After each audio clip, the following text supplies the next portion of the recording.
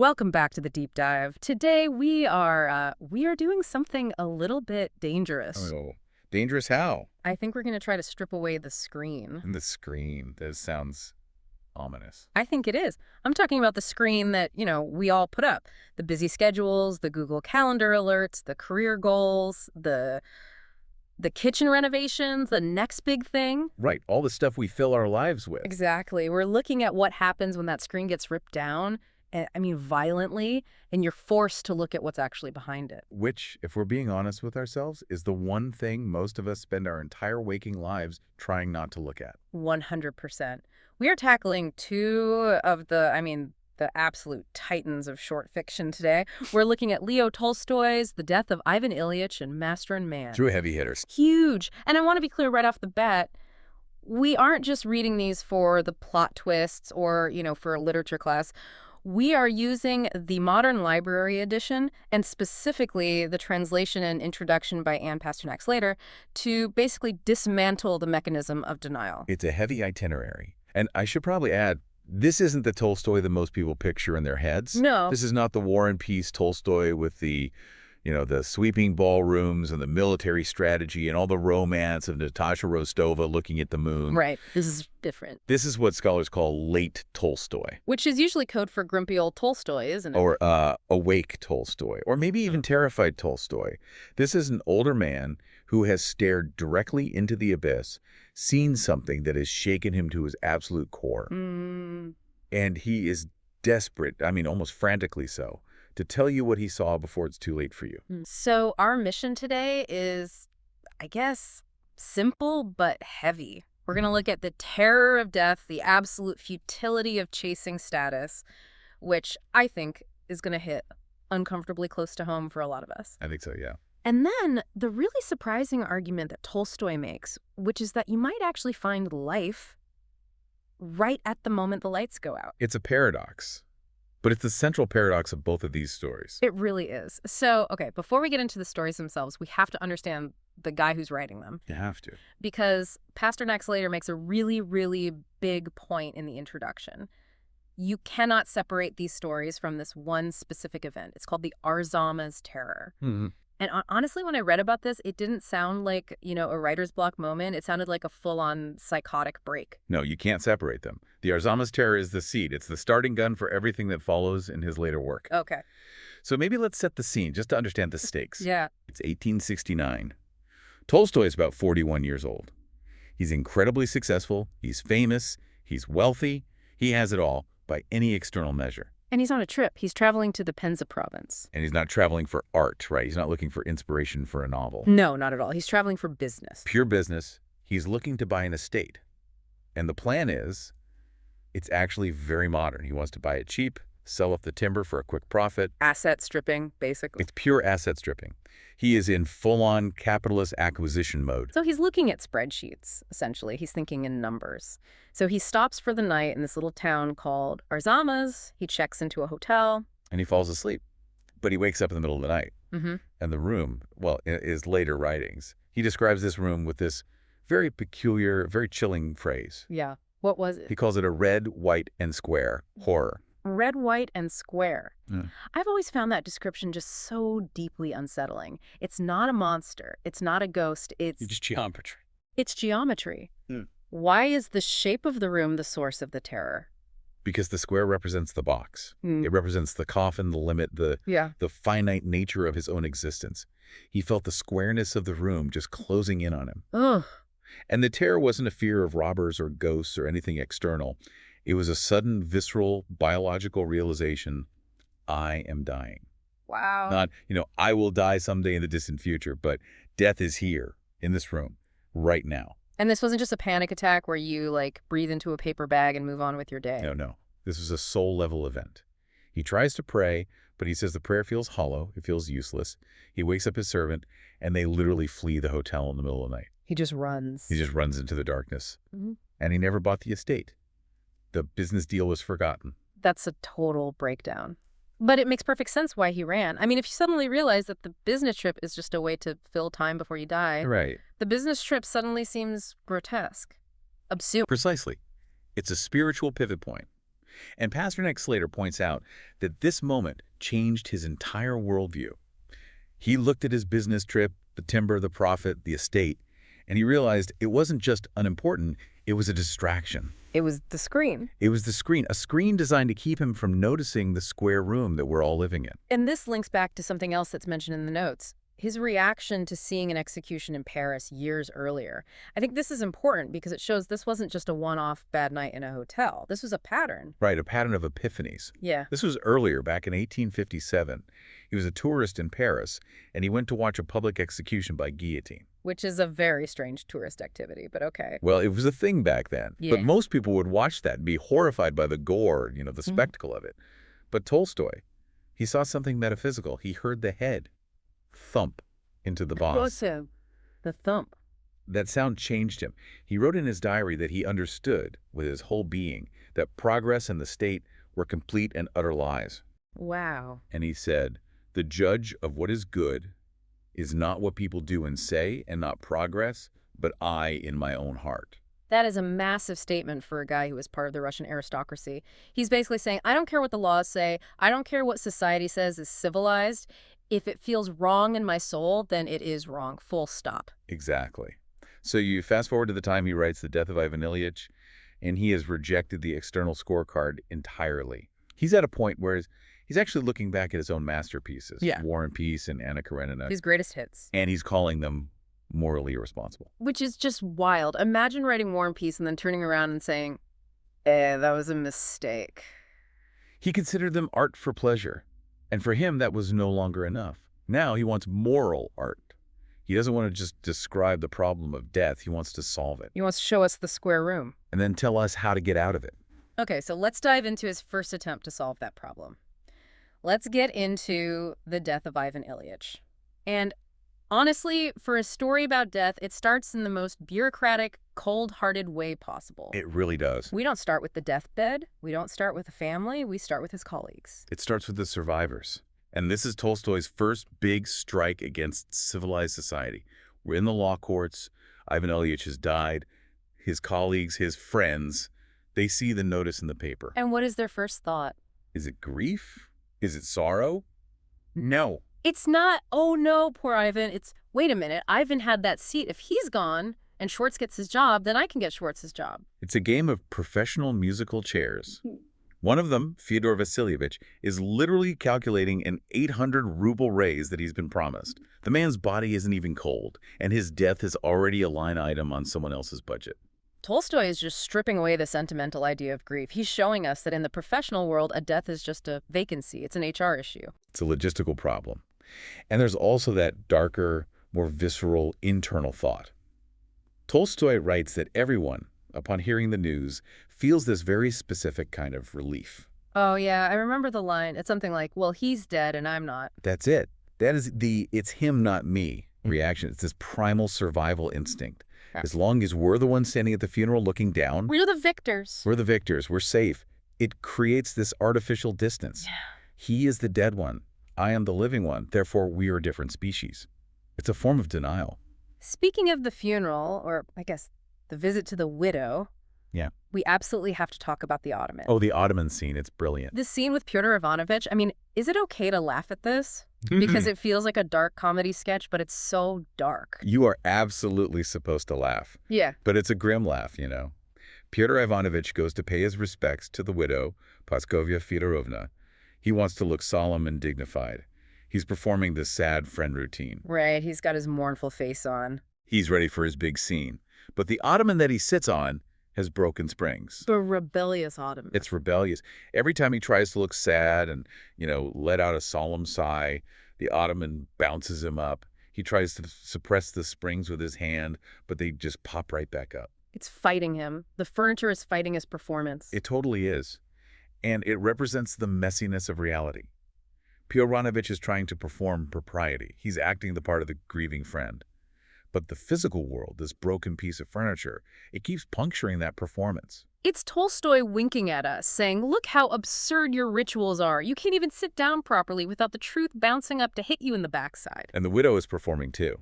She's doing her whole routine, crying into her handkerchief, catching the tears just so they don't ruin her makeup. But then what does she do? She leans in and asks him, very quietly, very conspiratorially, how to get more money out of the government pension fund. She's monetizing the death before the body is even cold. And the brilliance of it is, she thinks she's just being practical. She actually says she finds it mere affectation to let grief stop her from handling business. Affectation. That's a key word for this whole world. So this sets the stage perfectly. Ivan lived and died in a world of people who are faking it. 100%. So now we jump back in time to see the life that led to this death. And Tolstoy describes Ivan's life with one of the most famous and chilling opening lines in literature. Ivan Ilyich's life had been most simple and most ordinary and therefore most terrible. That paradox is the whole key, isn't it? It is. But let me play devil's advocate for a second. Why is a simple and ordinary life so terrible? I mean, isn't that what most people want? A simple, ordinary life. No drama, good job, nice house. Why does Tolstoy judge that as terrible? Because it wasn't his own. It was entirely derivative. Ivan didn't live his life. He lived the life that society told him he was supposed to live. He was the photocopy of a person. A template. A template, exactly. Yeah. He's the middle brother. He's described as the golden mean. Right. He wasn't the cold, hyper-successful older brother, and he wasn't the chaotic, wild younger brother who flamed out. Nope. He was the phoenix of the family, which means he was adaptable, he was pleasant, he was mid, as the kids would say today, perfectly mediocre. And he was completely obsessed with this French phrase, comme il faut. As it should be. Robber. This is his religion. It's his entire moral compass. So he goes to law school not because he has a deep passion for justice. No, but because it's the correct path for a young man of his station. He makes friends with people who are of high standing. He even marries his wife, Praskovia, not because he's madly in love with her. But because his superiors felt it was the right match. It was the proper thing to do. He's just checking boxes. He curates his life like it's a museum exhibit or a social media feed. That's a great way to put it. Yeah. And it works for a while. He climbs the ladder. He becomes an examining magistrate. And notice how he treats people in that role. He loves the power. Oh, he loves it. He loves that he can ruin a man's life with just a signature on a piece of official letterhead. But he chooses to be merciful and charming. It feeds his ego. He gets to feel benevolent. Look at me, the great and powerful Ivan Ilyich. I could destroy you, but I won't. You may kiss the ring. But it's all impersonal.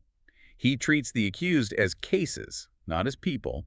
He removes the human element so he can process them efficiently through the system.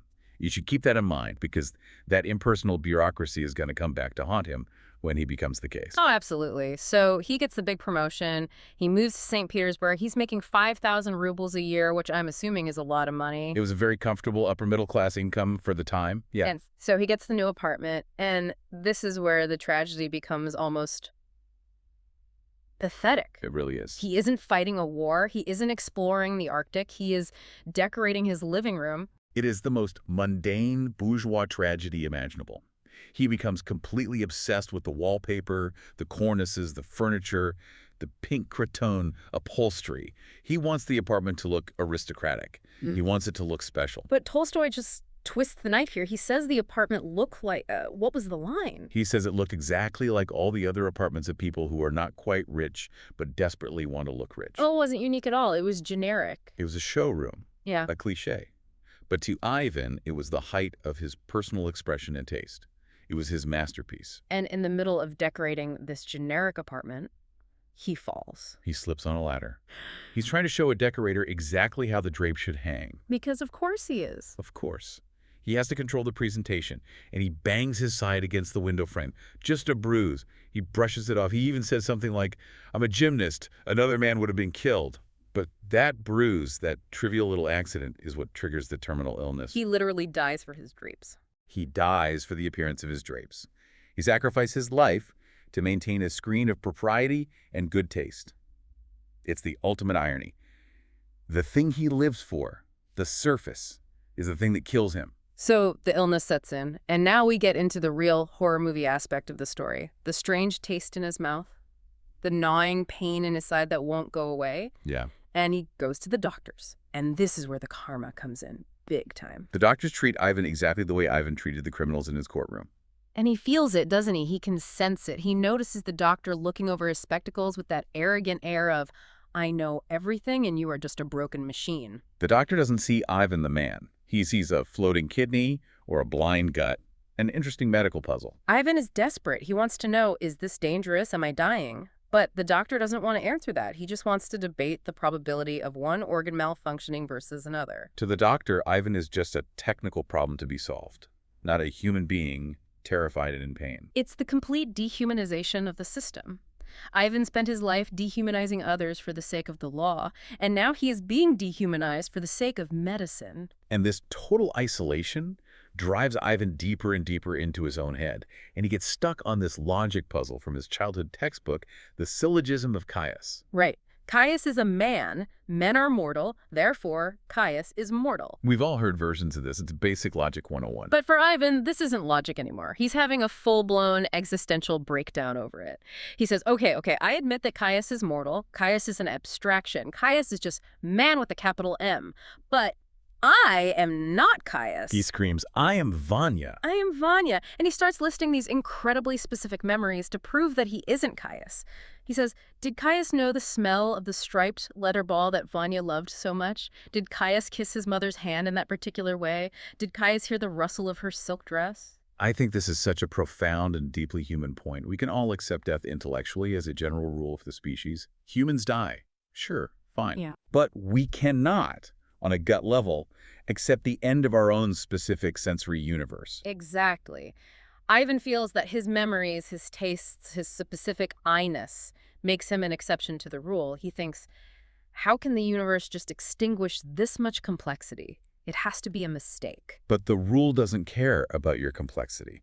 And this is where the lie becomes absolutely unbearable for him. Yeah. Everyone knows he's dying. He knows it. His wife knows it. The doctors know it. But they won't say it. They refuse. They force him to participate in this grotesque charade. They say, you're just ill. You're being irritable. If you would just take your medicine and follow doctor's orders, don't be so difficult. To acknowledge that he is dying would be rude. It would be a breach of decorum. It's the screen again. If we admit you're dying, then we have to admit the square room exists for all of us. So we'll just pretend you have a bad tummy ache until you're gone. There's that excruciating scene where the family is getting ready to go to the theater. They're going to see Sarah Bernhardt. Right. And for context, Sarah Bernhardt was the most famous actress in the world at that time. Seeing her perform was a massive social event. It's like getting tickets to see Taylor Swift or something. You just don't miss it. Exactly. So they're all dressed up in their evening wear. The daughter, the wife, her suitor.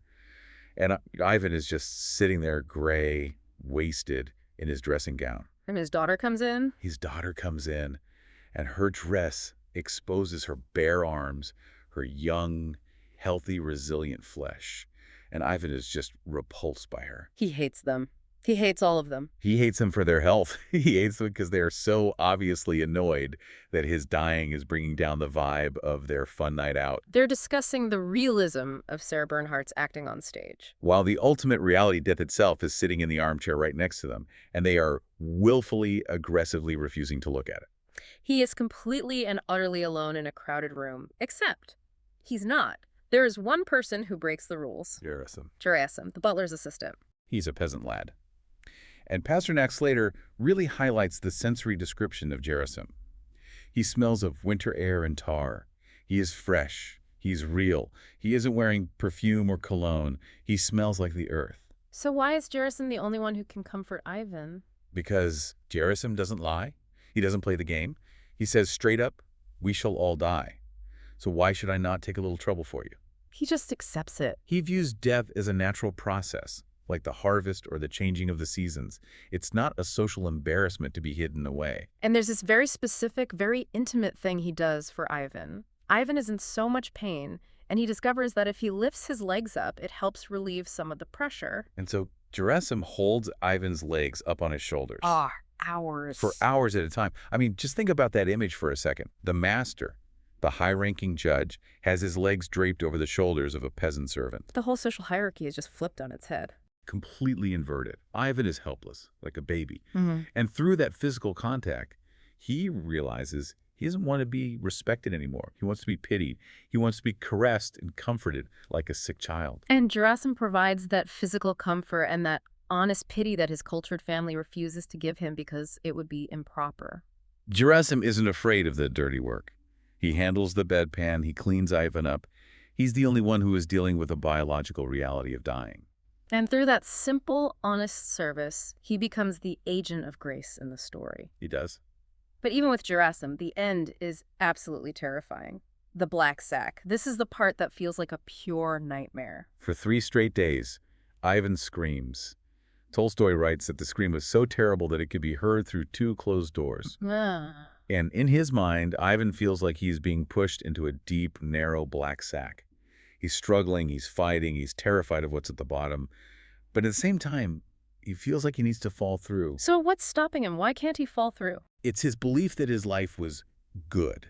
His pride. As long as he clings to the idea that I lived correctly, I was a magistrate, I had the right drapes, I followed all the rules, he is stuck in the neck of the sack. So he can't let go of the life. Because letting go would mean admitting that his entire life, his entire comme il faut existence, was a lie.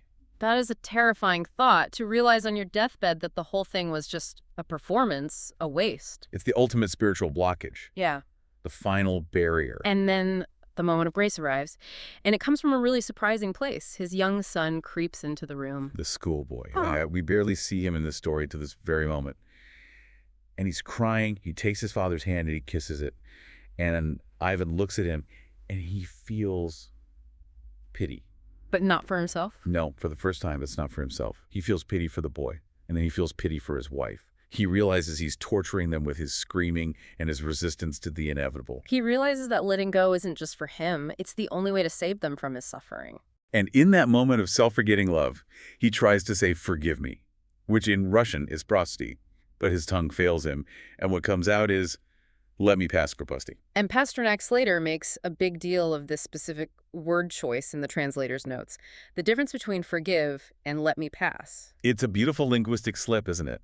He wants forgiveness, but he also wants passage. He wants to move on. But for Tolstoy, the intent overrides the word. God hears the intent. And he falls through the sack. He falls. And instead of darkness at the bottom, he finds light. He realizes death is finished. It is no more. Wow. Because he finally, in the very last second, connected with another human being through genuine love and self-sacrifice. He found life at the very moment of dying. He dies, but the fear of death is gone. It's an incredible, powerful ending. But Tolstoy wasn't done with this theme, not by a long shot. No, he was just getting started. 10 years later, he writes Master and Man. And if The Death of Ivan Ilyich is about the claustrophobia of the fancy apartment, Then Master and Man is about the agoraphobia of the endless blizzard. it feels like a remix of the same ideas, but the stakes are, I don't know, more primal, more economic. I think that's right. We have the master, Vasily Andreevich. He's a merchant. You can think of him as Ivan Ilyich, with less refinement and a lot more greed. He's a hustler. He's completely obsessed with the business deal. He's rushing off on a holiday the day after St. Nicholas to go buy a forest. He's got to beat his competitors to it. Yeah. He's got 3,000 rubles of church money, plus his own cash, stuffed in his wallet. He's already thinking about the profit he's going to make. He's planning to haggle the price down from 10,000 to 7,000. And he's wearing 2 fur coats. He thinks he's the master of the universe. He absolutely does. And his companion on this trip is Nikita, the man. His servant. Right. Nikita's a peasant. He's a recovering drunkard, though he's sober for the trip. And he essentially belongs to Vasily. He's the Gerasim figure in this story, but I think he's more tragic. Yeah, his life is a mess. He has no home of his own. His wife lives with another man, Cooper. And Vasily cheats him out of his wages constantly. And he accepts it. That's what's so frustrating about Nikita at first. He knows he's being cheated, but he just shrugs. Why? Why does he put up with it? He has this sort of fatalistic acceptance. He thinks, well, Vasily is the master. He has the money, so he makes the rules. My job is to serve. It's a completely different worldview, one that isn't based on getting ahead. So these two, the master and the man, they head out into this blizzard. And immediately you get the sense that nature, which is the square room of the white snow in this story, is coming for them. Oh yeah, the warning signs are everywhere. They get lost repeatedly. It's the circularity of error, right? Yeah. They keep ending up back at the same village, Grishkino. They see the same frozen laundry hanging on the line. It's like a horror loop in a video game where you just can't pass the level. It is. And there's a crucial moment where they stop at a farmhouse. They are warm. They're safe. They're given tea. They could stay the night. They should stay the night. But Vasily refuses. This is the key moment of hubris for him. Total hubris. He says, business is business. Lose an hour and you can waste a whole year. He is willing to risk his life. And more importantly, Nikita's life, for the sake of this deal. He cannot conceive that nature might be more powerful than his Well, schedule. he thinks his ambition can conquer a blizzard, so they go back out. And that greed, that pride, it leads them directly into the trap. They get stuck in a deep ravine. The horse, Mukorti. Who is arguably the smartest character in the entire story. By far. He gets buried in a snowdrift. They can't move. They're trapped for the night. And in that moment, the class divide between them just explodes. It does. Vasily, the master, is in a complete panic. He's wrapped in his 2 fur coats, but he's terrified. He's thinking about his money, his forest, his reputation. He's thinking, how can I, Vasily Andreevich, a successful merchant, die like this? It's absurd. It's the Caius syndrome all over again. I'm important. Important people don't just freeze to death in a random ravine. Meanwhile, Nikita, what does he do? He just accepts it. He digs a little nest for himself in the straw on the sledge. He takes off his boots to dry them by his body. He curls up. He prepares for death as if he's preparing for sleep. Exactly. He doesn't fear death because he has nothing to lose. He has no ego to defend. He just trusts that the main master god will do what is right. And then, the betrayal. This part makes me so angry every single time I read it. Vasily decides to bail. It is pure, unadulterated cowardice. He looks at Nikita, who is slowly freezing to death, and he decides to unhitch the horse and ride away to save himself. His logic is just brutal. It is. He thinks, Nikita is dying anyway. Why should I die too? It's every man for himself. He leaves his servant to die in the snow so that he can save his own skin. But the blizzard is the great equalizer. The blizzard doesn't care how much money you have in your wallet or how many fur coats you're wearing. Vasily rides in a circle. He's in a panic. He thinks he sees the forest, but it's just the willow markers of the sledge he left behind.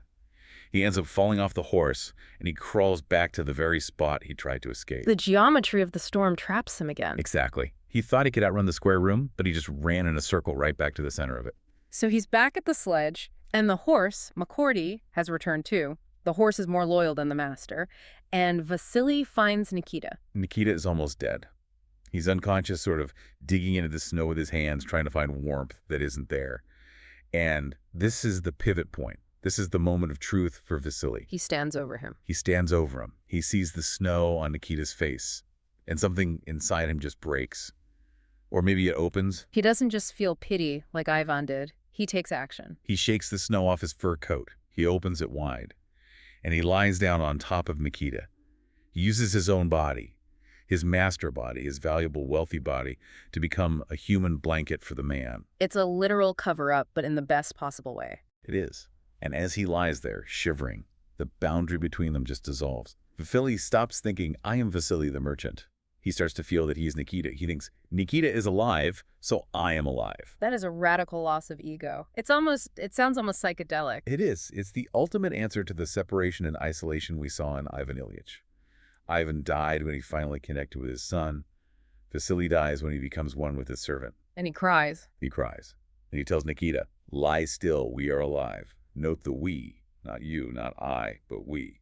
Vasily freezes to death, but he dies happy. He breaks out of the black sack. He found, in that last moment, what he was actually living for. He realized the deal for the forest was nothing.